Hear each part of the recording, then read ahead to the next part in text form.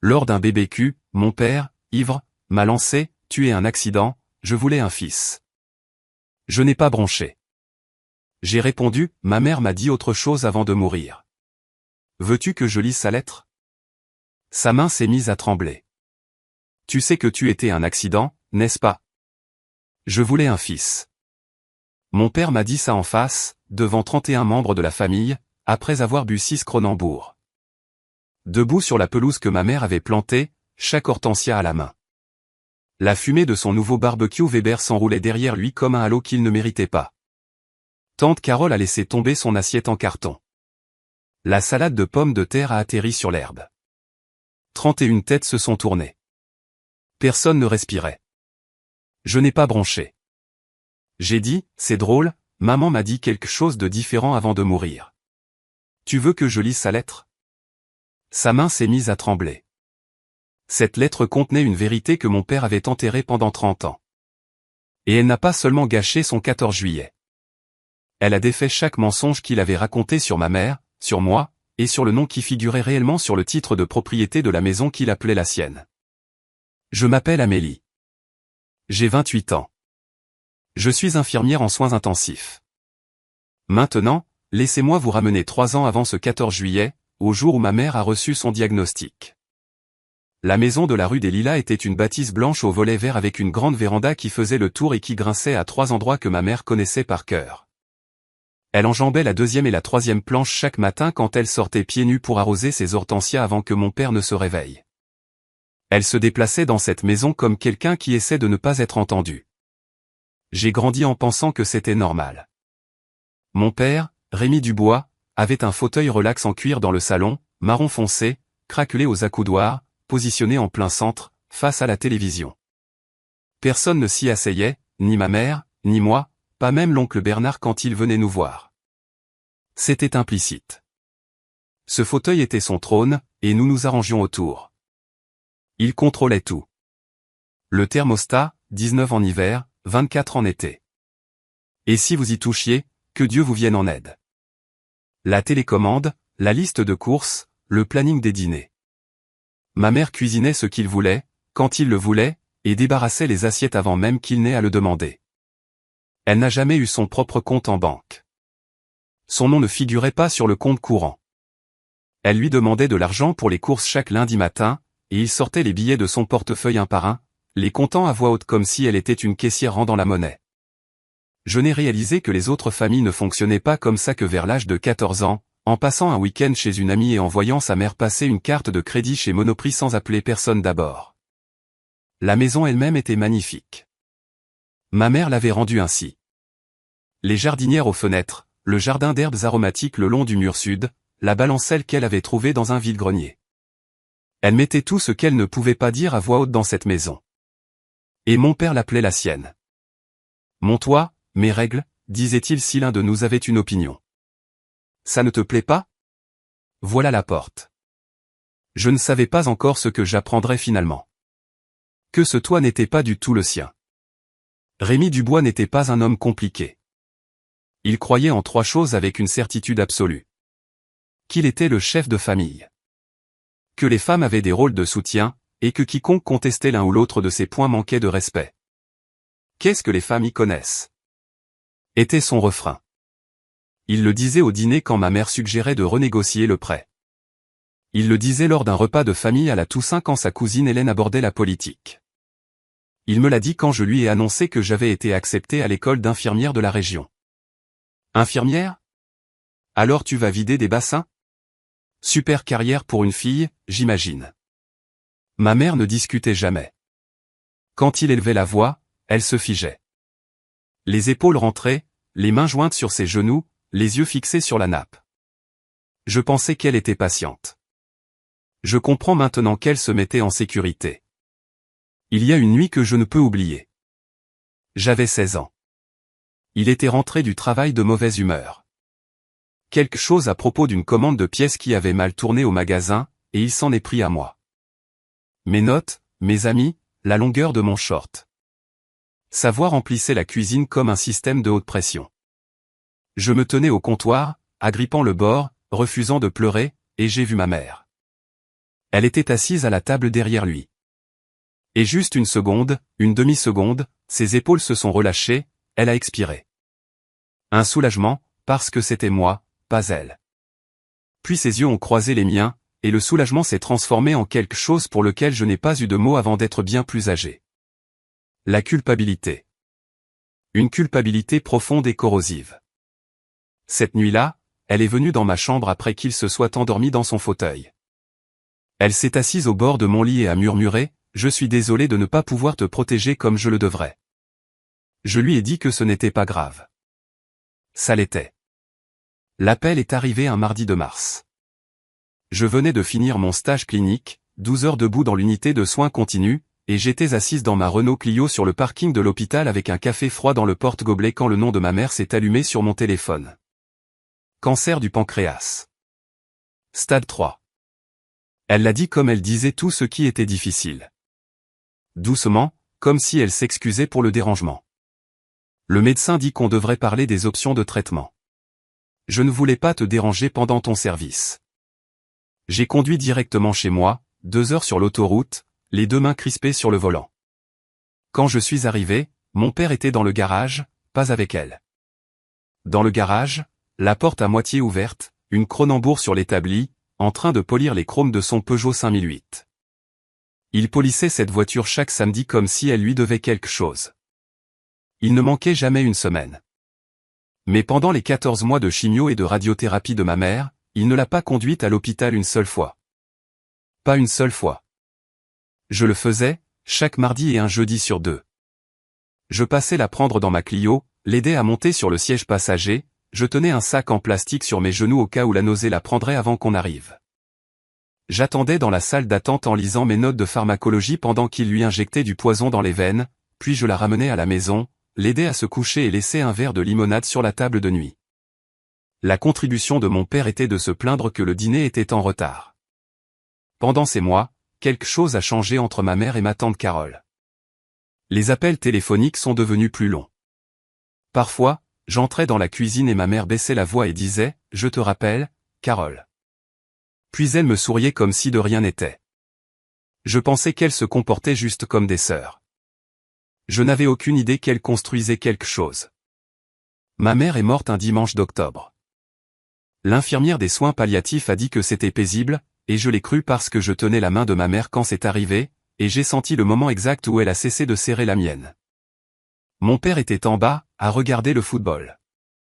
Je me suis occupé des funérailles, des appels téléphoniques, des fleurs, de la nécrologie dans le journal local. Rémi s'est assis dans son fauteuil et a dit aux gens qu'il était trop anéanti pour fonctionner, et ils l'ont cru parce qu'il avait perfectionné le rôle du mari éploré comme certains hommes perfectionnent un swing de golf, avec de la pratique et aucun sentiment réel en dessous.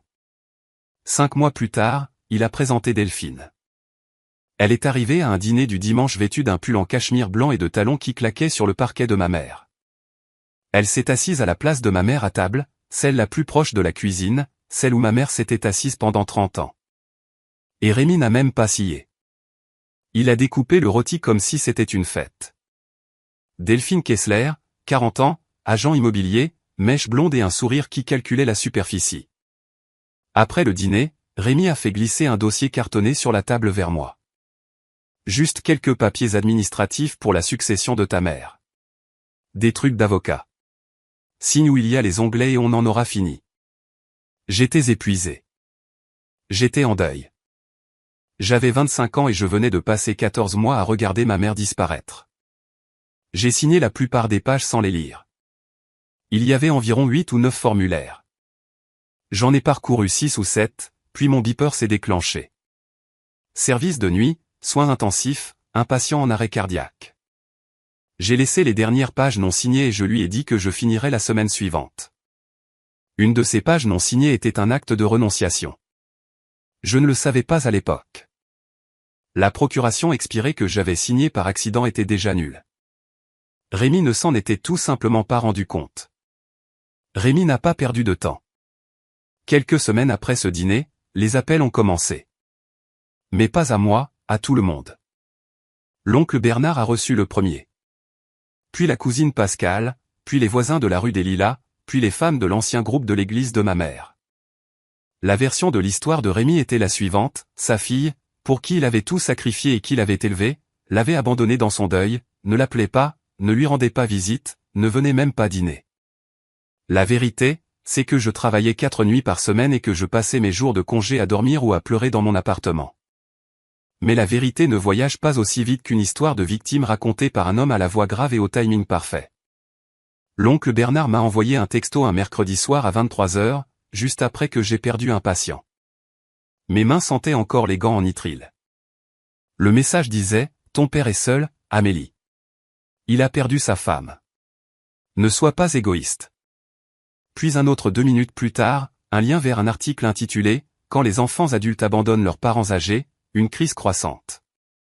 J'ai regardé mon téléphone dans la salle de repos et j'ai ressenti quelque chose que je n'avais pas ressenti depuis mes 16 ans.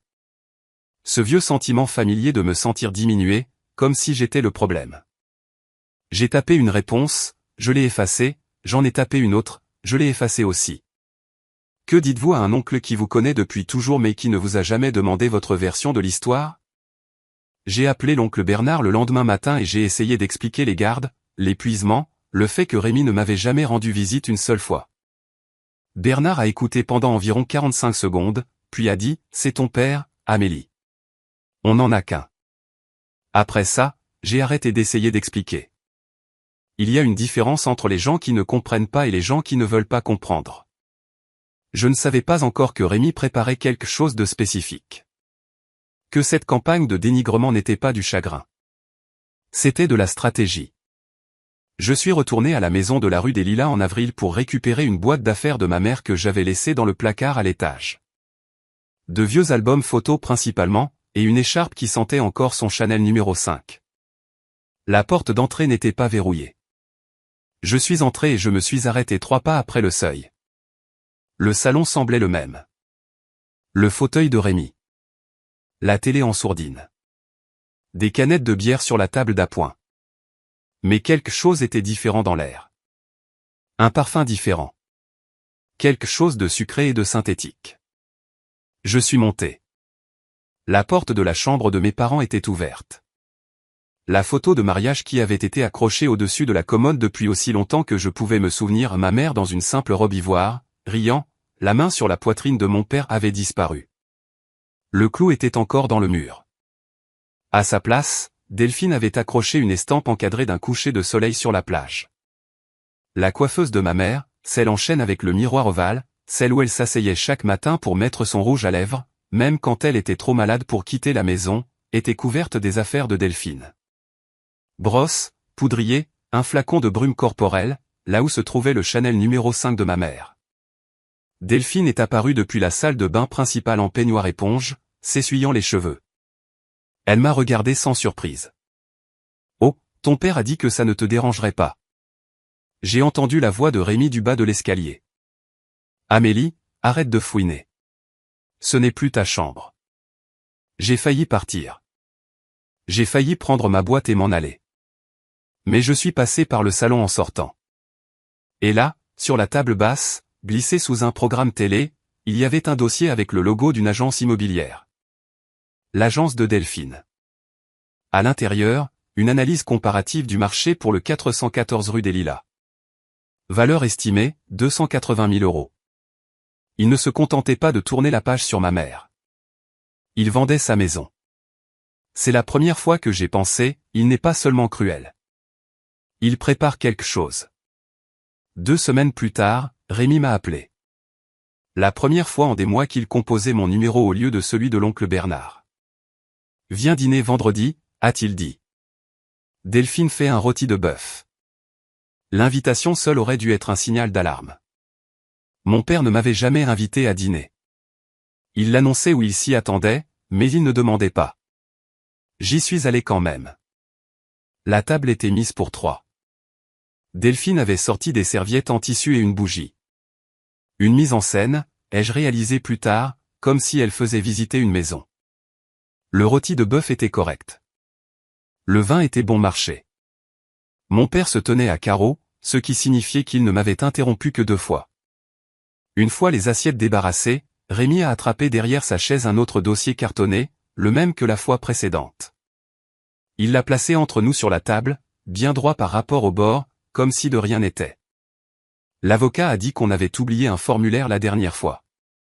C'est juste pour transférer le titre de propriété à mon nom pour la gestion de la succession.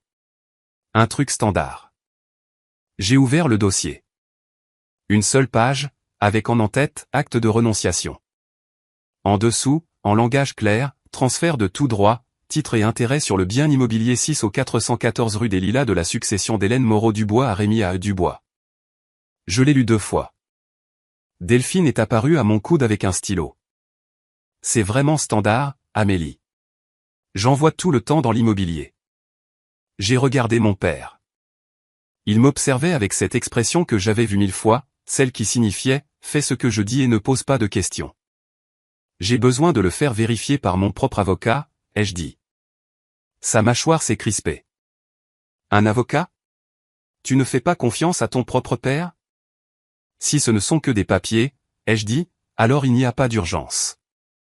Je le ferai examiner par quelqu'un. J'ai pris l'acte de renonciation, je l'ai mis dans mon sac et j'ai conduit directement chez ma tante Carole. Carole Moreau vivait dans une maison en briques à 20 km de la ville, le genre d'endroit qui sentait le café et les déclarations d'impôts. Elle était expert comptable depuis 25 ans, et sa table de cuisine avait vu plus de fiches de paie que de dîners de famille. Elle a ouvert la porte avant que je ne frappe, comme si elle m'attendait. J'ai posé l'acte de renonciation sur sa table de cuisine en chêne, la même table où, j'allais la prendre plus tard, elle et ma mère s'étaient assises 2 ans avant la mort de ma mère pour signer leurs propres documents. Carole a pris le formulaire. L'a lu une fois. Son visage est devenu impassible. Pas surprise. Pire que ça. Confirmé. Il essaie de prendre la maison, a-t-elle dit. Puis elle m'a regardé. Amélie, la maison n'a jamais été à lui. Elle l'a dit simplement, comme elle disait tout. Carole ne faisait pas dans le drame. Elle faisait dans les faits. Ta mère a acheté cette maison avec l'argent de l'héritage de tes grands-parents. Les Moreau. 180 000 €. Le titre de propriété est à son nom. Hélène Moreau-Dubois. Le nom de Rémy n'y figure pas. Il n'y a jamais figuré. Je la fixais. 30 ans que mon père appelait cette maison la sienne. 30 ans. Carole a continué. Ta mère a fait un testament, un vrai, avec un avocat, maître Richard Aubert, en ville. La maison te revient. La succession a déjà été réglée. Elle est à toi, Amélie. Elle est à toi depuis la mort de ta mère. Je ne pouvais pas parler. Carole m'a laissé un moment. Puis elle s'est levée, s'est dirigée vers le classeur de son bureau à domicile et est revenue avec une enveloppe scellée, couleur crème, avec l'écriture de ma mère sur le devant, dans sa belle cursive soignée, pour Amélie, quand elle sera prête. Ta mère a aussi laissé ça, a dit Carole. Elle m'a dit de te le donner quand tu en aurais besoin. Je pense que tu en as besoin. J'ai tenu l'enveloppe à 2 mains. Lis-la quand tu seras prête, a dit Carole. Mais ne la lis pas seule. Je ne l'ai pas ouverte cette nuit-là. Je suis restée assise dans ma voiture dans l'allée de Carole pendant 20 minutes, moteur éteint, tenant la lettre que ma mère m'avait écrite de l'au-delà. Et j'ai pensé à chaque fois que mon père avait dit ma maison, mes règles, et comment ma mère avait dû rester assise là, à écouter, connaissant la vérité, sans rien dire. Elle ne pouvait pas le combattre de son vivant. Alors elle l'a combattu sur papier. Le lendemain matin, j'ai appelé le cabinet de maître Richard Aubert. Sa secrétaire m'a passé en moins d'1 minute, ce qui m'a indiqué qu'il avait été briefé. Il avait une voix calme et posée, le genre d'homme qui lit chaque ligne avant de signer quoi que ce soit, ce qui était exactement ce dont ma mère avait besoin. Mademoiselle Dubois, j'attendais votre appel, honnêtement, depuis environ 1 an. Il a confirmé tout ce que Carole m'avait dit. Le testament était valide. Il avait été déposé, enregistré pour la succession et exécuté. La maison au 414 rue des Lilas, titre de propriété enregistré sous le nom d'Hélène Moreau-Dubois, m'avait été transférée à la mort de ma mère en tant qu'unique bénéficiaire désigné. Les papiers étaient en règle. Le titre était clair. Votre père n'a aucune revendication légale sur la propriété, a dit maître Aubert. Il peut y résider en tant qu'invité, mais il ne peut pas la vendre, pas l'hypothéquer, et ne peut pas en transférer le titre sans votre signature sur un acte de renonciation, ce qui, je suppose, est la raison de votre appel. Je lui ai parlé du formulaire que Rémi m'avait donné. Maître Aubert a fait une pause. Alors je dois vous dire autre chose.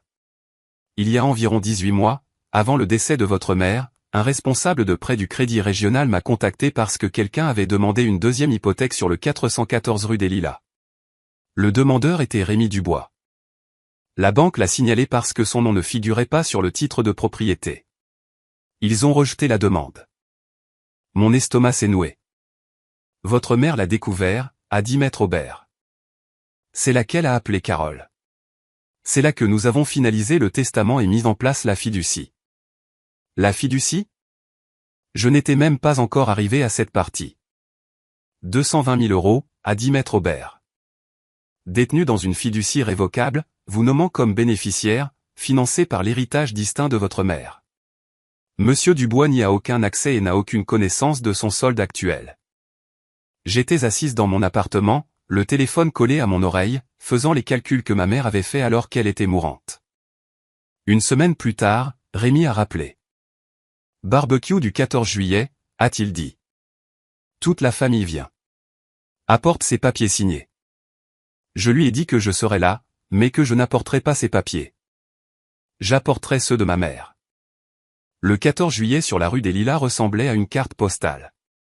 Mon père avait mis les petits plats dans les grands, ou plutôt, sa carte de crédit. Un barbecue Weber Genesis flambant neuf trônait sur la terrasse comme un hôtel chromé, portant encore la marque de bronzage de l'étiquette de prix décollée ce matin-là. Des guirlandes tricolores pendaient aux rampes de la véranda. Une table pliante s'étendait sur toute la longueur du jardin, recouverte d'une nappe à carreaux, chargée de salades piémontaises et de maïs, et de glacières de Cronenbourg. 31 personnes. J'ai compté en arrivant. L'oncle Bernard et sa femme Hélène tenant la conversation près de la salade de pommes de terre. La cousine Pascale avec ses 3 enfants courant avec des cierges magiques sur la pelouse. Les collègues de Rémi du magasin de pièces auto. Les voisins, les gens de l'église, tout l'arsenal de la pression sociale assemblé sur des chaises de jardin et des couvertures de pique-nique sous un ciel sans nuages. Et Delphine, debout en tête de table dans une robe d'été blanche et des sandales neuves, tenant un verre de crément, riant de quelque chose que l'oncle Bernard disait, jouant l'hôtesse dans le jardin de ma mère, à côté des hortensias de ma mère. Sous les guirlandes lumineuses que ma mère avait installées 3 étés plus tôt. Je suis arrivé directement après une garde de 12 heures. Je portais encore ma tenue d'infirmière, bleu marine, froissée aux genoux, mon badge accroché à ma poitrine. Je ne m'étais pas changé exprès. Cette tenue était la seule chose honnête que je pouvais porter ce jour-là. Chaque personne présente savait ce que je faisais dans la vie. Chaque personne présente savait que j'avais été celle au chevet de ma mère. La tenue était mon rappel silencieux. Tante Carole était déjà assise près du fond, une assiette en carton en équilibre sur son genou, des lunettes de soleil sur le nez. Quand je suis passé par le portail latéral, ses yeux ont immédiatement trouvé les miens. Elle m'a fait un petit signe de tête. J'avais l'enveloppe dans la poche de ma blouse. À côté, une copie pliée du testament notarié et une impression du titre de propriété enregistré. Mon père m'a vu arriver. Il a vu mes mains vides. Pas de dossier cartonné, pas de formulaire signé. Son sourire est resté en place, mais quelque chose derrière ses yeux est devenu plat. La voilà. A-t-il annoncé au jardin. Je lui ai dit de venir. Elle finit par écouter. Vers 17 heures, Rémi en était à sa 6e bière. Je le sais parce que je l'ai regardé boire chacune d'elles. C'est un réflexe des soins intensifs. On compte les entrées et les sorties. On suit les signes vitaux. On note le moment où un patient franchit un seuil. Mon père a franchi son seuil vers la 4e bière, quand sa voix est passée de conversationnelle à performative. Il s'était positionné près du barbecue, le centre de gravité, où les gens venaient à lui. Il retournait les hamburgers d'une main et gesticulait avec la Cronenbourg dans l'autre, racontant des histoires plus fortes que nécessaire. De vieilles histoires. Des histoires sur ses jours de gloire à la direction du magasin, sur la voiture qu'il avait restaurée en 2004, sur la fois où il avait rembarré un inspecteur municipal. Des histoires d'hommes, le genre qui commençait par geler se terminait par tout le monde ayant tort. Vers la 5e bière, il a commencé à parler de la famille. Vous savez, a-t-il dit assez fort pour que le groupe de chaises de jardin le plus proche l'entende, j'ai toujours pensé que j'aurais un garçon. Quelqu'un pour prendre la relève, lui apprendre le métier, transmettre quelque chose. Il a secoué la tête, souriant comme s'il racontait une blague. Ça ne s'est pas passé comme ça. Quelques personnes ont ri poliment. Delphine a rempli sa glacière par derrière, glissant une autre canette dans sa main comme si elle chargeait une arme. L'oncle Bernard s'est penché depuis sa chaise Adirondack. Oui, un fils, ça aurait été quelque chose. J'étais assise à l'autre bout de la table, sur une de ces basses chaises pliantes en aluminium, le genre qu'on garde empilées dans les garages pour les invités supplémentaires. Cela me plaçait environ 15 cm plus bas que tout le monde. J'ai mangé ma salade de pommes de terre lentement et je n'ai pas répondu. Rémi m'a regardé. J'ai vu ce qui se passait, la façon dont un homme ivre se persuade de faire quelque chose. Il s'est redressé. Il s'est éclairci la gorge. Il a pris une longue gorgée de sa 6e bière. Et puis il l'a dit. Tu sais que tu étais un accident, n'est-ce pas? Il l'a dit debout. Il l'a dit en me faisant face. Il l'a dit à un volume qui a coupé court à toutes les conversations annexes, à tous les rires d'enfants, à toutes les explosions de pétards lointains. Je voulais un fils. Le jardin est devenu silencieux, comme une pièce devient silencieuse quand du verre se brise. Pas progressivement, mais d'un seul coup, comme si quelqu'un avait débranché le bruit. 31 personnes, toutes me regardant. L'assiette en carton de ma tante Carole a heurté le sol. Salade de pommes de terre, une cuillère de salade piémontaise, tout ça dans l'herbe. Elle ne l'a pas ramassé. Elle est restée là, sa main encore dans la forme de quelqu'un qui tient quelque chose. Rémi n'avait pas fini. Mais ta mère a insisté pour te garder. Il a incliné sa bière vers moi comme un pointeur. Et regarde comment tu as tourné. Une infirmière qui ne peut même pas se payer son propre appartement. Un enfant a demandé un cierge magique. Personne n'a répondu. Puis Delphine s'est avancée de derrière Rémi et j'ai vu ce qu'elle portait. Le dossier cartonné, l'acte de renonciation, et un stylo. Un stylo à billes argentées, d'aspect cher, le genre que les agents donnent aux clients lors des signatures. Chérie, a dit Delphine, sa voix prenant ce ton apaisant que les agents immobiliers utilisent quand ils veulent que vous ignoriez les fissures dans les fondations. Ton père a juste besoin que tu signes ça pour qu'il puisse s'occuper de la maison. C'est ce que ta mère aurait voulu. Elle a posé le dossier et le stylo sur la table devant moi, juste à côté de mon assiette en carton, comme si c'était le dessert. Rémi s'est tourné vers la foule. C'est une affaire de famille, a-t-il dit. Ma fille a été difficile à propos de quelques papiers de succession de base. J'ai juste besoin d'une signature. C'est tout. L'oncle Bernard, depuis sa chaise, signe-le, gamine. Ne rend pas les choses plus difficiles qu'elles ne le sont. Une femme que je reconnaissais à peine, une vague cousine de mon père, a murmuré, pauvre Rémi. Il veut juste garder la maison. 31 pères Dieu. Certains compatissants, certains mal à l'aise, certains regardant leurs chaussures. J'ai regardé le stylo. J'ai regardé le papier. J'ai regardé mon père, debout dans le jardin que ma mère avait planté, portant la confiance d'un homme à qui les femmes de sa vie n'avaient jamais dit non. Et j'ai senti l'enveloppe dans la poche de ma blouse, pressant contre mes côtes comme un deuxième battement de cœur. J'ai pris le stylo. J'ai besoin que vous compreniez. Je l'ai pris. Je l'ai tenu entre mes doigts et j'ai regardé la ligne où mon nom était censé aller. Et pendant une terrible seconde, j'ai compris ma mère complètement, parce que c'est ce que ça fait. C'est ce avec quoi elle a vécu chaque jour. Le poids de 31 regards. Le calcul que votre corps fait avant que votre cerveau ne rattrape son retard. Si je signe, ça s'arrête. Si j'accepte, le silence disparaît. Si je lui donne ce qu'il veut, je peux partir, respirer et ne plus jamais penser à cette table. J'ai compris à ce moment-là comment ma mère avait passé 30 ans à dire oui à un homme qui ne le méritait jamais. Pas parce qu'elle était faible, mais parce que le coup du non était une pièce pleine de gens qui décidaient que vous étiez le problème. Rémi m'a regardé tenir ce stylo et je l'ai vu. Une lueur de victoire dans ses yeux. Il pensait m'avoir eu.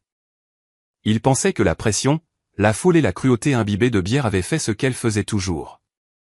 Ne me mets pas dans l'embarras devant toute la famille, Amélie, a-t-il dit plus bas maintenant, se penchant? Presque doucement, comme il le disait à ma mère quand elle hésitait. Un cousin a bougé sur sa chaise de jardin. Le bambin de quelqu'un a pleurniché. Le charbon dans le barbecue a crépité. J'ai tenu ce stylo pendant 5 longues secondes. Et puis je l'ai posé. Je l'ai posé sur la table, parallèle à l'acte de renonciation. Précisément et délibérément, comme je pose des instruments sur un plateau chirurgical. Non. Un mot. Sans volume derrière. Sans tremblement. Juste la syllabe la plus plate et la plus nette que j'ai jamais prononcée. Rémi a cligné des yeux. Pardon? Je ne signe pas ça. Pas aujourd'hui. Jamais. Le jardin est resté silencieux, mais la qualité du silence a changé, passant du choc à autre chose. L'anticipation. Le visage de mon père a pris la couleur du charbon dans son barbecue. Pas rouge d'embarras. Rouge de fureur. Le genre que je connaissais depuis l'enfance. Le genre qui faisait disparaître ma mère dans la cuisine et fermer doucement la porte derrière elle. Espèce d'ingrate. Il s'est repris, s'est recalibré, a regardé la foule, puis m'a regardé de nouveau. Tu es exactement comme ta mère, inutile et têtu. Il l'a dit plus fort qu'il n'en avait besoin, parce que Rémi avait toujours besoin de témoins quand il avait raison. Ta mère n'a rien laissé derrière elle qui vaille la peine d'en parler. Une coiffeuse et des fleurs mortes. Voilà son héritage. Et toi? Il a pointé un doigt dans ma direction. Tu es là à faire une scène parce que tu ne peux pas te résoudre à faire une chose simple pour l'homme qui t'a élevé. Delphine a touché son bras. Rémi, peut-être qu'on devrait. Silence. Il l'a repoussée sans la regarder. La main de Delphine est retombée. Elle a fait un demi-pas en arrière. L'oncle Bernard était assis, immobile, dans sa chaise Adirondack. La cousine Pascale a pris son plus jeune sur ses genoux. Un voisin que je connaissais depuis l'enfance a trouvé quelque chose de fascinant dans sa salade piémontaise. Rémi n'avait pas fini. Il ne l'était jamais. Il avait construit toute une vie sur le fait d'avoir le dernier mot. Et il a dû sentir que ça lui échappait, car ce qu'il a dit ensuite était la chose qu'il n'aurait jamais dû dire. Il m'a regardé droit dans les yeux et sa voix est descendue à ce registre, celui qui prétendait être calme mais n'était en réalité que de la cruauté à une tonalité plus basse. Ta mère était trop faible pour faire quoi que ce soit de bien, y compris t'élever. Le jardin était si calme que je pouvais entendre le drapeau claquer sur son mât à 2 maisons de là. C'était la limite. Pas ce qu'il avait dit sur moi. Ça, je pouvais le supporter. Je le portais depuis 28 ans. Mais il l'a dit sur elle, la femme qui a passé ces derniers mois en vie à s'assurer que je serais exactement ici, exactement maintenant, avec exactement ce dont j'avais besoin. Il l'a dit sur ma mère. Et quelque chose en moi s'est verrouillé. Je me suis levé, pas vite, pas en colère. Je me suis levé comme je me lève au chevet d'un patient quand ses signes vitaux s'effondrent. Stable, contrôlé, déjà 3 longueurs d'avance. J'ai poussé l'acte de renonciation sur la table vers Rémi. Le papier a glissé sur la nappe à carreaux et s'est arrêté contre un bol de haricots blancs. Je ne signe pas ça, ai-je dit. Pas aujourd'hui, jamais. La bouche de Rémi s'est ouverte. Pour un homme qui avait toujours quelque chose à dire, il avait soudain l'air de bugger. Et je ferai attention à ce que tu vas dire ensuite à propos de ma mère. Ses yeux se sont plissés. Ou quoi? J'ai plongé la main dans la poche de poitrine de ma blouse, celle sur mon cœur, où je gardais habituellement une lampe stylo, et j'en ai sorti une enveloppe couleur crème, manuscrite, scellée jusqu'à 2 nuits auparavant. Quand je l'avais finalement ouverte à la table de cuisine de tante Carole avec une tasse de thé et une boîte de mouchoirs. Je l'ai brandie pour que tout le jardin puisse la voir. C'est drôle, ai-je dit. Maman m'a dit quelque chose de différent avant de mourir. Les yeux de Rémi se sont fixés sur l'enveloppe. Je pouvais le voir essayer de calculer. Qu'est-ce que c'était? Que avait-elle écrit? Qu'aurait-elle bien pu dire? Tu veux que je lise sa lettre? Le jardin a retenu son souffle. La main droite de Rémi, celle qui tenait la Cronenbourg, s'est mise à trembler. Pas beaucoup, juste assez. La canette en aluminium a fait un petit bruit de froissement dans le silence. Il savait. Il ne savait pas ce qu'il y avait dedans, mais il connaissait sa femme, et il savait qu'une femme qui avait été silencieuse pendant 30 ans n'écrit pas une lettre à moins d'avoir quelque chose à dire. Je n'ai pas attendu sa permission. J'ai glissé mon doigt sous le rabat. Elle avait déjà été ouverte et refermée avec un morceau de scotch de la nuit où je l'avais lu pour la première fois chez Carole, et j'ai déplié les pages. 3 feuilles de papier à lettres crème, recto verso, dans la belle écriture de ma mère. L'écriture était stable, pas celle d'une femme malade. Pas encore. Rémi a fait un pas vers moi. Donne-moi ça. Quoi que ta mère ait écrit, elle n'avait pas toute sa tête. Elle a écrit ça 2 ans avant le diagnostic, Rémi. C'était tante Carole.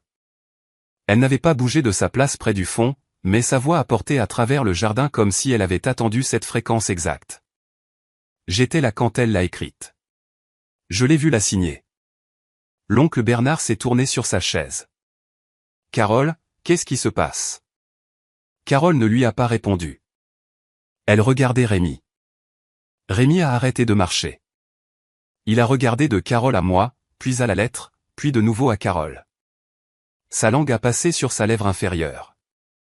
Une habitude nerveuse que j'avais remarquée 1000 fois, toujours juste avant qu'il ne mente. C'est ridicule, a-t-il dit. Hélène n'a pas tu as eu ton discours, papa. J'ai gardé ma voix neutre. La voix que j'utilise quand un membre de la famille crie et que j'ai besoin qu'il m'entende sans élever le ton. Maintenant, c'est au tour de maman. Delphine se tenait à 1 mètre derrière Rémi, serrant son verre de crément à 2 mains. Elle ressemblait à une femme qui regarde la vente de la maison capotée. J'ai baissé les yeux sur la première page.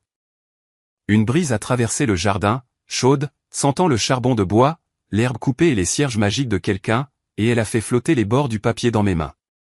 31 personnes se sont penchées en avant sans s'en rendre compte.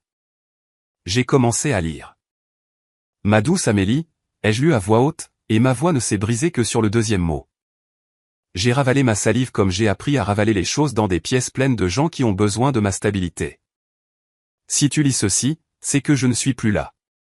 Et je suis désolé. Pas de mourir. Pour toutes les années où j'étais en vie et où je n'ai pas dit ce que j'aurais dû dire. Le jardin était si immobile que je pouvais entendre la glace bouger dans les glacières. J'ai continué à lire. Ton père a dit à tout le monde que tu étais un accident, qu'il voulait un fils. Il l'a dit si souvent que je pense qu'il le croit maintenant. Mais j'ai besoin que tu saches la vérité. Parce que la vérité est la seule chose qu'il me reste à te donner. Rémi a dit, Amélie, ça suffit. Je n'ai pas levé les yeux. Je te voulais, Amélie. Je t'ai voulu plus que tout ce que j'ai jamais voulu. J'ai passé 2 ans dans une clinique de fertilité. 2 ans d'injection de progestérone chaque semaine, de prise de sang chaque mois, de rendez-vous où je conduisais seul parce que ton père disait que c'était une perte d'argent. Il ne voulait pas d'enfant, ni un fils, ni une fille. Il disait qu'on n'en avait pas les moyens. Il disait qu'il n'était pas prêt. Il a dit, et ce sont ses mots exacts, les enfants sont un gouffre financier. Je préférerais acheter un bateau. Une onde a parcouru la foule. La cousine Pascale a mis sa main sur sa bouche. L'oncle Bernard s'est redressé sur sa chaise. Quand je suis finalement tombée enceinte, ai-je continué, il a dit, très bien, mais si ce n'est pas un garçon, ne t'attends pas à ce que je sois enthousiaste. Et puis tu es venu. Tu es venu et tu étais tout. J'ai fait une pause, j'ai respiré. Le visage de Rémi avait une couleur que je n'avais jamais vue auparavant. Pas la colère, pas l'embarras. Quelque chose en dessous des deux. Quelque chose de vieux.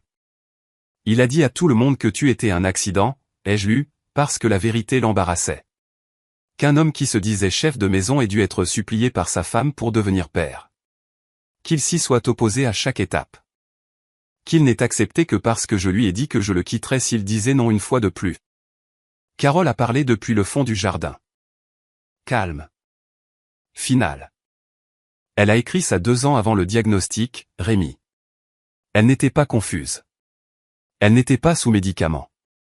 Elle était lucide. Rémi n'a rien dit. Sa 6e Cronenbourg pendait à son côté, oublié, dégoulinant de condensation sur sa chaussure. Rémi a bougé. C'était rapide. Le bond d'un homme qui avait passé toute sa vie à être celui qui décidait quand une conversation était terminée. Il a franchi les 2 pas qui nous séparaient et a tendu la main vers la lettre, main ouverte, doigts agrippants. Donne-moi ça. Jules Moreau s'est levé du banc de pique-nique. 25 ans, le fils de Carole, un M85 en bottes de travail. Il avait mangé en silence tout ce temps. Et maintenant, il se tenait entre Rémi et moi, les mains le long du corps. Pas agressif, pas théâtral, juste là. Oncle Rémi. La voix de Jules était à l'opposé de celle de Rémi. Basse, stable, imperturbable.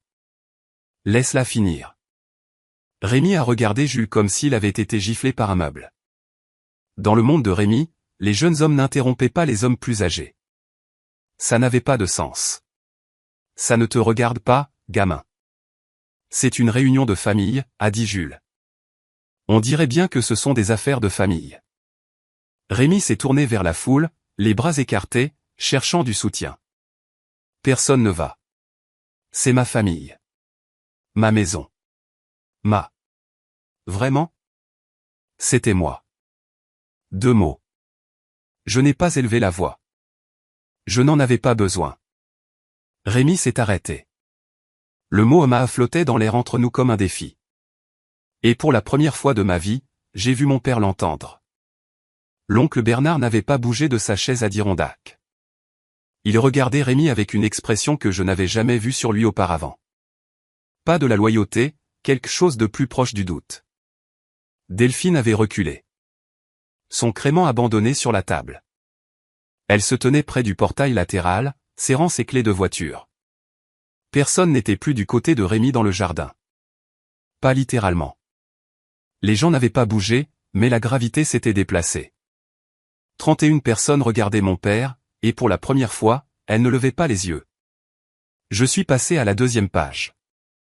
La partie suivante, ai-je dit, c'est celle qui va compter. J'ai lissé la 2e page contre ma paume et j'ai lu, Amélie, il y a quelque chose à propos de la maison que tu dois savoir. Ton père l'a appelée la sienne depuis aussi longtemps que tu peux te souvenir. Mon toit, mes règles. Tu l'as entendu 1000 fois. Tout comme tout le monde. Je pouvais voir des têtes hocher légèrement dans le jardin. Il l'avait entendu aussi. Mais la maison au 414 rue des Lilas a été achetée avec 180 000 € de mes parents, tes grands-parents, David et Ruth Moreau. C'était leur argent, un héritage anticipé qu'ils m'ont donné quand ton père et moi nous sommes mariés parce qu'ils voulaient que j'aie quelque chose qui soit à moi. J'ai senti le silence s'approfondir. Ce n'était plus le silence du choc. C'était le silence de quelque chose qui se met en place. Le titre de propriété est à mon nom. Hélène Moreau-Dubois. Le nom de ton père n'y a jamais figuré. Il n'a pas payé pour elle. Il ne s'est pas porté garant. Ce n'est pas sa maison. Ça n'a jamais été sa maison. Le visage de Rémi est devenu blanc. Pas progressivement, d'un seul coup, comme un écran qui perd son alimentation. J'ai fait un testament, ai-je continué à lire. Un testament légal préparé par maître Richard Aubert et attesté par ma sœur Carole. La maison te revient, Amélie. Il a été déposé et enregistré pour la succession après ma mort. Au moment où tu liras ceci, le titre de propriété aura déjà été transféré. J'ai sorti de mon autre poche les 2 documents que j'avais apportés. Une photocopie du titre de propriété enregistré et une copie certifiée de la page pertinente du testament de ma mère. Je les ai posés sur la table, face visible, à côté de l'acte de renonciation que Rémi avait voulu me faire signer. 3 morceaux de papier, son mensonge à côté de sa vérité. Delphine a parlé la première. Elle était toujours près du portail, clé de voiture en main, et sa voix avait le ton plat d'une femme faisant une recherche de titre de propriété dans sa tête. Rémi, tu m'as dit que la maison était à toi. Rémi ne l'a pas regardé. C'est ma maison. J'y ai vécu 30 ans. La voix de Carole est venue de derrière moi, stable comme une plaidoirie finale. Vivre dans une maison ne la rend pas tienne, Rémi. La payer, oui, et tu ne l'as pas fait. L'oncle Bernard a fixé le titre sur la table. Il ne l'a pas touché. Il n'a pas parlé, mais sa mâchoire travaillait comme s'il mâchait 30 ans de conversation qui venaient de changer de sens. Rémi se tenait au milieu de son propre barbecue, entouré de 31 personnes qui étaient venues pour des saucisses, et il n'avait plus rien à dire. Sa main, celle qui m'avait pointé du doigt, qui avait brandi sa lettre, qui tenait sa bière comme un sceptre, tremblait. Je n'avais pas besoin de crier. Le titre parlait plus fort que tout ce que j'aurais pu dire. Il y a plus, ai-je dit. Je ne l'ai pas dit fort. Je l'ai dit comme on dit, les résultats du labo sont arrivés à la famille d'un patient quand les nouvelles ne sont pas encore terminées. Je suis revenu à la lettre de ma mère. Avant de mourir, ai-je lu, j'ai découvert quelque chose qui m'a fait réaliser que je ne pouvais pas laisser cela au hasard. Ton père a demandé une deuxième hypothèque sur notre maison, une maison qu'il ne possède pas. Par l'intermédiaire du Crédit Régional, le responsable des prêts a appelé notre avocat de famille parce que le nom de Rémi ne figurait pas sur le titre. La demande a été rejetée. J'ai levé les yeux. Rémi me fixait comme si je lisais son rapport d'autopsie alors qu'il était encore en vie. C'est là que j'ai su, ai-je lu. C'est là que j'ai appelé Carole. C'est là que nous sommes allés voir maître Richard Aubert et que nous avons tout officialisé. Le testament, la fiducie, cette lettre. Parce que si ton père essayait d'emprunter sur une maison qu'il ne possède pas de mon vivant, je n'avais aucun doute qu'il essaierait de te la prendre après ma mort. J'ai posé la lettre. Le jardin a traité l'information par vagues. D'abord les parents les plus proches. L'oncle Bernard se pinçant l'arête du nez. La cousine Pascale chuchotant quelque chose à son mari. Puis le cercle extérieur. Les voisins échangeant des regards. Les dames de l'église devenant très silencieuses. Et puis Delphine. Elle était déjà à mi-chemin du portail, mais elle s'est arrêtée et s'est retournée. Sa voix avait perdu toute trace de cette cadence chaleureuse et apaisante de visite de maison. Rémi, as-tu essayé d'hypothéquer une maison qui n'était pas à toi? Chérie, je peux t'expliquer. Je suis agent immobilier, Rémi. Elle tenait ses clés de voiture comme un verdict. Je sais reconnaître une fraude. Le portail s'est refermé derrière elle. Un instant plus tard, un moteur a démarré dans l'allée, des pneus ont roulé sur le gravier, et Delphine Kessler était partie. Rémi a regardé le portail pendant 3 longues secondes. Puis il s'est assis sur sa chaise de jardin comme si on lui avait coupé les ficelles. Il restait une page. J'ai failli ne pas la lire. Les 2 premières avaient fait le travail, les faits, les preuves, l'architecture d'un mensonge démantelé en public. Mais la dernière page ne parlait pas de propriété ou d'hypothèque. Elle parlait de quelque chose de plus difficile. Mes mains ont tremblé pour la première fois de l'après-midi. Pas de peur, de chagrin. J'ai une dernière chose à dire, ai-je lu. Et celle-ci est pour moi, pas pour lui. La foule n'a pas bougé. Quelque part dans le pâté de maisons voisins, quelqu'un a allumé une fusée de feu d'artifice. Elle a sifflé et a éclaté et personne n'a bronché. J'ai passé 30 ans marié à ton père et je ne lui ai jamais dit non une seule fois. Je n'ai jamais discuté. Je n'ai jamais élevé la voix. Je ne suis jamais parti, même quand j'aurais dû. Je me disais que c'était pour toi, que je maintenais la famille unie. Mais la vérité, c'est que j'avais peur. Ma voix s'est brisée. Je l'ai laissé faire.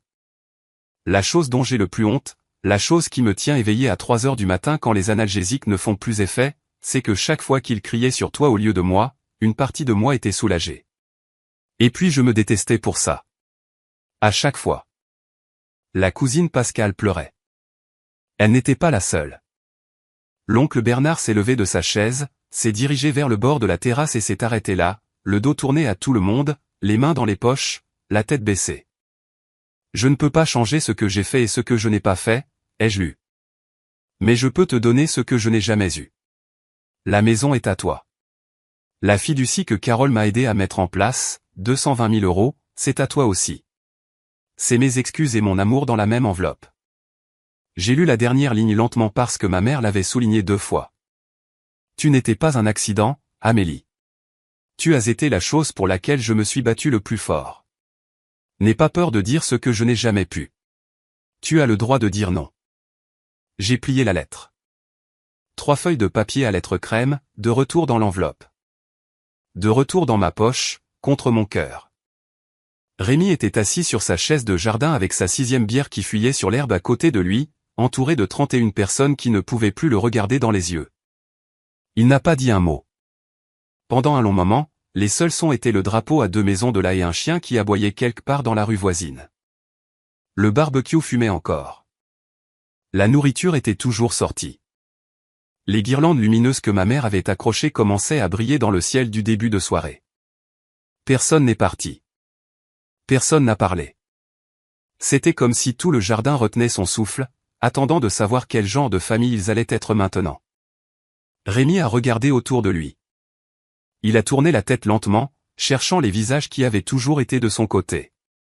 Les gens qui avaient hoché la tête quand il disait ma maison. Qui avait ri quand il disait je voulais un fils. Qui m'avait envoyé des textos pour que je l'appelle davantage.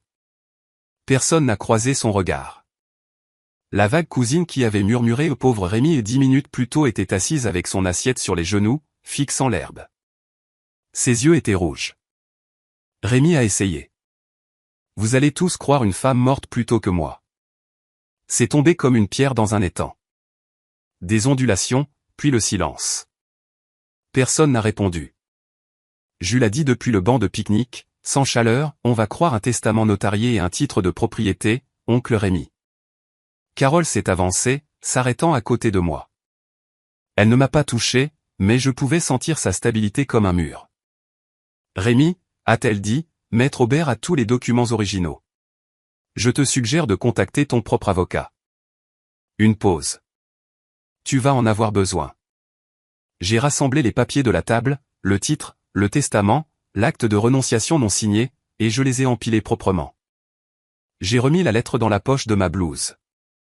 J'ai repoussé ma chaise. Puis j'ai dit la dernière chose que j'allais dire à mon père à cette table. Je ne vends pas cette maison. Je ne signe rien. Et je ne te demande pas ta permission. Je l'ai regardé une dernière fois. L'homme sur la chaise de jardin, dans le jardin qu'il ne possédait pas, tenant l'autorité qui ne fonctionnait plus. Il avait l'air plus petit que je ne l'avais jamais vu. Pas pitoyable, juste de la bonne taille pour la première fois. Je suis sorti par le portail latéral. Carole et Jules ont suivi. Derrière moi, 31 personnes étaient assises avec leurs assiettes en carton, leurs cierges magiques et les ruines d'une histoire qu'ils avaient crue pendant 30 ans. Voici ce qui s'est passé ensuite, parce que je sais que vous vous posez la question.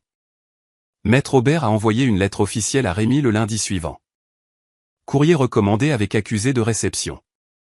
Il y était indiqué en langage juridique clair que la propriété au 414 rue des Lilas appartenait à Amélie-Hélène Dubois, conformément au dernier testament d'Hélène Moreau-Dubois, que la succession avait été entièrement administrée par le tribunal, et que Rémi A. Dubois occupait la propriété sans droit légal. Il a eu 60 jours pour quitter les lieux. Standard, dans les règles, sans théâtralité. Rémi n'a pas engagé d'avocat. Je ne pense pas qu'il pouvait se le permettre. La dette de carte de crédit seule s'élevait à 38 000 €. Je l'ai appris plus tard par l'oncle Bernard, qui avait vu un relevé sur le comptoir de la cuisine de Rémi. Ajoutez le prêt Toto pour le Peugeot 5008, plus ce qu'il avait dépensé pour le barbecue Weber et les dîners de Delphine, et la vie d'un homme prétendant être plus riche qu'il ne l'était, et il ne restait plus rien. La maison qu'il avait essayé de vendre, estimée à 280 000 € par la propre analyse de marché de Delphine, n'avait jamais été à lui pour la vendre. La deuxième hypothèque qu'il avait tenté de contracter avait été refusée parce que son nom ne figurait pas sur le titre. L'acte de renonciation qu'il avait essayé de me faire signer aurait été le seul moyen de faire fonctionner tout cela, et je ne l'avais pas signé. Tout son plan dépendait d'une seule chose, que sa fille ait trop peur de dire non. Delphine a cessé de répondre à ses appels en une semaine. A bloqué son numéro à la fin du mois. Je n'ai aucune rancune envers Delphine. Elle cherchait un homme avec des biens, et Rémi s'était présenté comme tel. Ce n'est pas de l'amour, mais ce n'est pas non plus mon problème. La fiducie que ma mère avait mise en place contenait 220 000 €, assez pour rembourser mes prêts étudiants, créer un fonds d'urgence et avoir encore de l'argent de côté pour l'avenir. Ma mère avait planifié cela depuis un lit d'hôpital pendant que Rémi était dans le garage à polir sa voiture. Elle était dans la cuisine avec Carole, construisant un pare-feu avec de l'encre et des tampons de notaire. L'oncle Bernard m'a appelé 2 semaines après le barbecue. J'étais assise sur la véranda de la maison de la rue des Lilas, ma maison, buvant un café et regardant les hortensias capter la lumière du matin, et son nom est apparu sur mon téléphone. Mon premier instinct a été de laisser sonner. La dernière fois que Bernard m'avait contacté, c'était pour me traiter d'égoïste et m'envoyer un article sur les mauvaises filles. J'ai quand même décroché. Il est resté silencieux pendant un long moment. Puis, je te dois des excuses, gamine. J'ai attendu. J'ai cru tout ce qu'il m'a dit. Que tu ne venais pas le voir. Que tu t'en fichais. Qu'il faisait tout ça tout seul. Une pause. Je viens d'apprendre par Carole que tu as été la seule à emmener ta mère à la chimio, à chaque rendez-vous, pendant plus d'1 an. Et Rémi m'a dit, il m'a regardé dans les yeux et m'a dit que tu refusais d'aider. J'ai fermé les yeux et j'ai senti la douleur familière d'un mensonge qui avait fait ses dégâts bien avant que la vérité n'arrive. Il m'a dit beaucoup de choses, a dit Bernard, sur la maison, sur ta mère, sur tout. Et j'ai juste. Je l'ai cru parce que c'est mon frère, et je suis désolé. Merci, oncle Bernard, ai-je dit. Ça compte plus que tu ne l'imagines. Il s'est éclairci la gorge.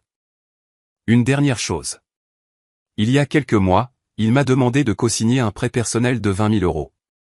J'ai dit non parce que ça ne me semblait pas juste. Un rire fatigué. Je suppose que maintenant je sais pourquoi. Avant de raccrocher, il a dit la chose qui comptait le plus. Ta mère aurait été fière de toi, Amélie. Je suis resté assise sur cette véranda longtemps après cet appel. J'ai réemménagé dans la maison de la rue des Lilas à la fin du mois d'août, après l'expiration des 60 jours de Rémi. Il était déjà parti quand je suis arrivé avec mes cartons. Il avait laissé l'endroit plus propre que je ne l'attendais. La cuisine nettoyée, les poubelles sorties. Que ce soit par culpabilité ou par fierté, je ne le saurais jamais. Peut-être une combinaison que Rémi n'aurait jamais le vocabulaire pour expliquer. Le fauteuil relax avait disparu. Il l'avait emporté avec lui. Le seul meuble de la maison qui était indiscutablement le sien. Le salon semblait plus grand sans lui, plus lumineux. J'ai fait don du fauteuil à une association et j'ai mis à sa place un fauteuil de lecture que j'ai trouvé dans le même circuit de vide-grenier que ma mère aimait tant. La première chose que j'ai faite a été de raccrocher la photo de mariage. Je l'avais trouvée dans le garage, dans une boîte étiquetée à donner de l'écriture de Rémi. La photo, le manteau d'hiver de ma mère, quelques livres qu'elle avait aimés, et tout au fond, enveloppé dans un torchon, le Chanel numéro 5. Le flacon était presque vide. Je l'ai posé sur la coiffeuse où il avait toujours été. Carole est venue le premier soir avec un plat de lasagne et une bouteille de vin qui coûtait plus cher que tout ce que Rémi avait jamais mis sur la table. Nous nous sommes assis au comptoir de la cuisine et n'avons pas beaucoup parlé. Nous n'en avions pas besoin. Jules m'a aidé à monter les cartons. Il n'a rien dit de profond. Il a juste montré la porte de la chambre principale et a dit, « Tu prends cette chambre ?» Et j'ai dit, « Oui, je crois bien. » Cette nuit-là, je me suis assise à la coiffeuse de ma mère pour la première fois. Je me suis regardé dans le miroir ovale dans lequel elle s'était regardée chaque matin pendant 30 ans. J'ai posé la lettre sur la coiffeuse, appuyée contre le miroir. Puis je suis sorti et j'ai arrosé les hortensias. Je vivais dans la maison de ma mère, pas la maison de mon père, la sienne, et maintenant la mienne. Parfois, je me demande ce qui se serait passé si j'avais signé ce papier au barbecue. Si je m'étais plié comme il s'y attendait, comme ma mère l'avait toujours fait. Si j'étais devenu elle pour une génération de plus. Et puis je pense qu'elle a écrit cette lettre pour que je n'ai pas à l'être. Elle a passé ces derniers bons mois à s'assurer que j'aurais un terrain solide sur lequel me tenir et les preuves pour le confirmer. Y a-t-il quelqu'un dans votre vie à qui vous avez eu peur de dire non? Quelqu'un qui a raconté votre histoire pour vous, plus fort que vous ne pouviez le faire vous-même? J'adorerais en entendre parler dans les commentaires. 6 mois après le barbecue, j'ai eu des nouvelles de Rémi par l'oncle Bernard. Il avait emménagé dans la chambre d'amis de Bernard. Il faisait des heures supplémentaires au magasin de pièces auto. Toujours directeur adjoint, toujours plein de ressentiments à ce sujet. Mais maintenant, sans le filet de sécurité d'une maison qu'il n'avait jamais possédée pour retomber sur ses pieds. Bernard a dit que Rémi passait la plupart de ses soirées dans la chambre d'amis à regarder la télé sur un petit écran qu'il avait apporté de la rue des Lilas. Il ne parlait pas beaucoup du barbecue. Il ne parlait pas beaucoup de quoi que ce soit. Delphine l'avait bloqué partout. Téléphone, email, réseaux sociaux. Elle était passée à une nouvelle annonce et, vraisemblablement, à un nouvel homme avec un titre de propriété vérifié. Je ne peux pas dire que je lui en veuille. Rémi ne m'avait pas appelé, pas une seule fois en 6 mois. Je ne l'avais pas appelé non plus, mais je voulais être clair sur une chose. Je ne lui ai pas dit qu'il ne pourrait jamais me contacter. Je n'ai pas claqué une porte. J'ai dit ce que j'avais besoin de dire, puis j'ai attendu. S'il appelle, ai-je dit à Carole un dimanche autour d'un café, je répondrai. Mais il doit commencer par la vérité. La vraie vérité, pas la version de Rémi Dubois. Carole a hoché la tête. Et s'il n'appelle pas, alors c'est son choix. Je le pensais. J'étais en paix avec les deux issues. Celle où mon père trouverait le courage d'être honnête pour la première fois de sa vie, et celle où il ne le ferait pas. Quoi qu'il en soit, j'étais debout dans ma propre maison, payant mes propres factures, dormant dans une chambre où la coiffeuse sentait le Chanel numéro 5. Et personne n'allait me tendre un stylo et me dire de signer pour renoncer à ce que ma mère m'avait donné. Les gens me demandent si ça en valait la peine. La confrontation, la lettre, le barbecue. Ils veulent savoir si je me sens vengé. Si la vengeance a un goût aussi bon qu'on le dit. Voici ce que je vous dirai. Je ne l'ai pas fait par vengeance. Je ne me suis pas levé à cette table parce que je voulais humilier mon père. Je me suis levé parce que ma mère me l'a demandé. Pas avec ces mots, mais dans chaque mot qu'elle a écrit dans cette lettre. Elle m'a demandé d'être la femme qu'elle n'a pas pu être. Et la plus petite chose que je pouvais faire pour l'honorer était d'ouvrir la bouche quand elle aurait fermé la sienne. Ma mère a vécu 30 ans dans la peur. Elle a cuisiné ses repas, plié ses chemises et s'est assise sur le siège passager de sa propre vie. Et la seule chose qu'elle ne pouvait pas se pardonner, c'est d'avoir laissé sa colère se diriger vers moi, parce que cela signifiait qu'elle ne se dirigeait pas vers elle. Elle l'a écrit dans la lettre. Elle n'a pas enjolivé les choses ou trouvé des excuses. Elle l'a simplement dit clairement, comme elle aurait dû pouvoir tout dire.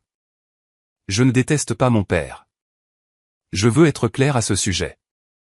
La haine demande une énergie que je préfère consacrer à des gardes de 12 heures, à des hortensias et à des dîners du dimanche avec Carole et Jules. Ce que je ressens pour Rémi est quelque chose de plus calme et de plus précis. Une reconnaissance qu'il est un homme à qui on a donné une famille et qu'il a traité comme une possession. Et quand les comptes ont été faits, il n'avait rien à son nom. J'ai appris quelque chose ce 14 juillet. Les limites ne sont pas égoïstes. Le silence n'est pas toujours la paix. Et les gens qui vous disent de préserver l'unité familiale sont généralement ceux qui ne sont pas déchirés par elle. Ma mère m'a appris tout cela. Elle a juste dû mourir d'abord pour le dire à voix haute. Et je pense que c'est la partie qui fait le plus mal. Ce matin, avant mon service, je suis sorti arroser les hortensias. Il était tôt, 6 heures du matin, la lumière encore faible et bleue, la rue calme.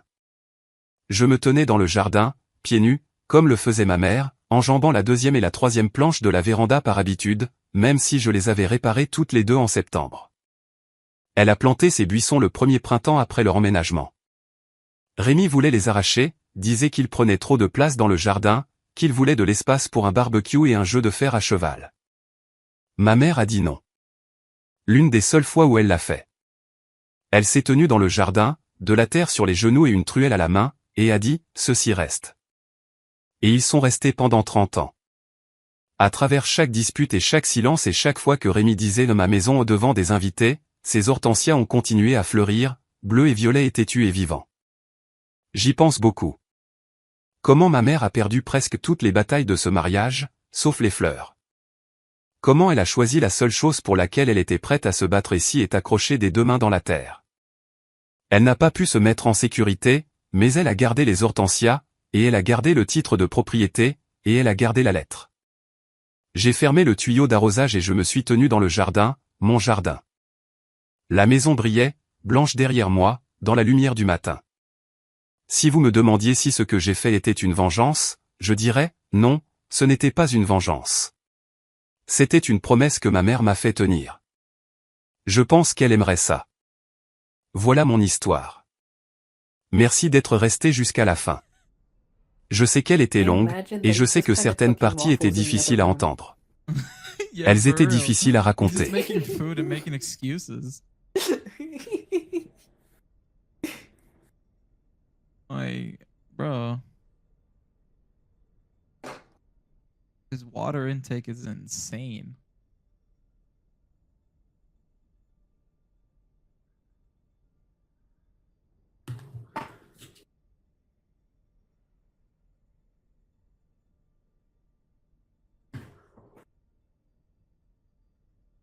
I'll be right back.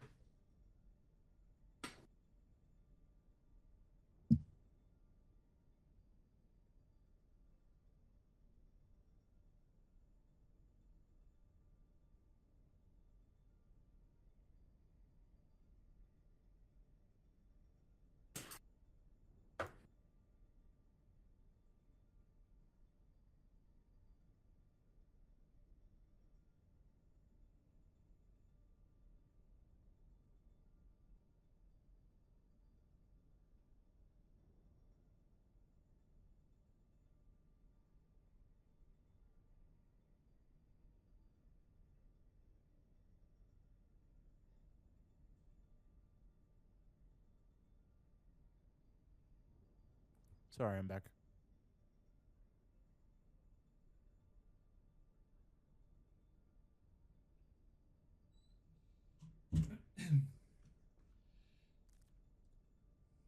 Yes, the answer is yes. I drink far too much water.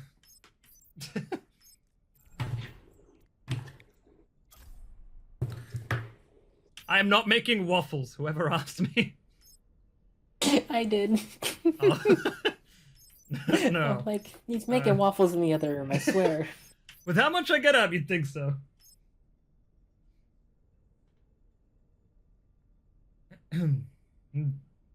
I literally only drink water and booze. It's the two things I drink. Ugh. That's I'm back, my bad. I'm definitely sure he heard y'all say that he carries his headphones everywhere. Yeah, I do. I do. I always do just in case, like if anything bad gets said. That's all. I have to make sure it's happened before. I've got PTSD ever since like having voodoo in comms and stuff, like just saying shit he wasn't supposed to. Whew. That was always rough. Oh man, I think frogging. dude, I need a fucking chiropractor, bro. Yeah, frogging JFK.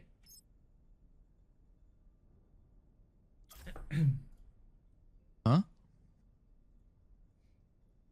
Frog dude AFK. Oh man.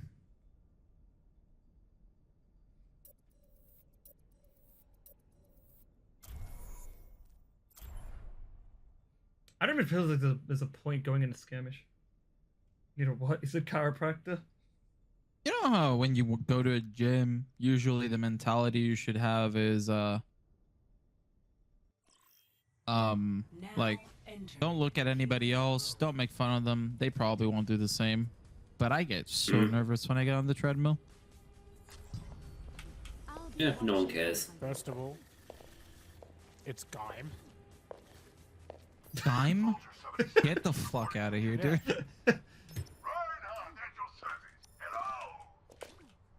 The dude that gives you a And what's the massage? second of all? No, they like snap your fucking body into place. Don't be embarrassed. Don't feel bad.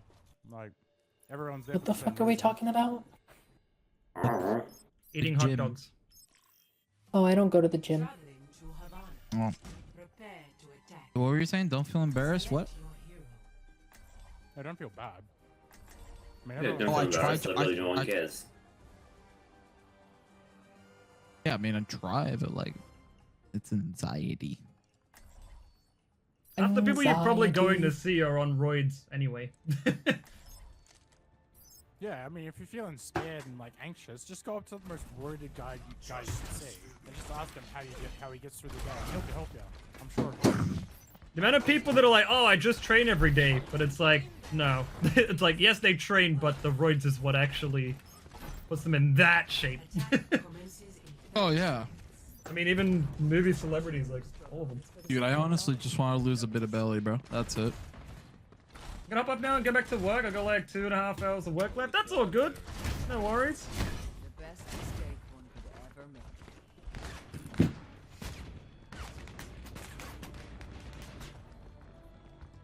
Bye-bye. Yeah, Arias, if you're in the wrong game. This isn't Heroes of the Storm or Diablo.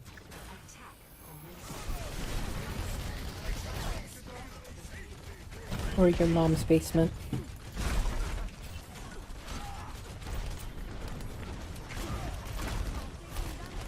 I got you. Reaper.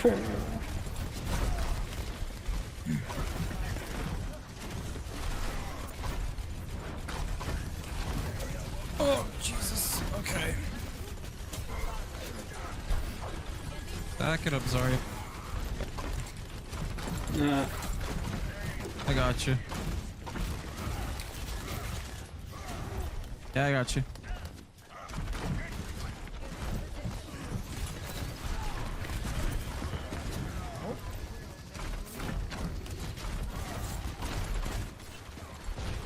Dude, I am sucking that hamster dry. Okay. Crazy. Not gonna say that again. No, please do. Holy shit, that hit her. I'm dead. Hey. I burned to death. How does she have her all already? She ate ass.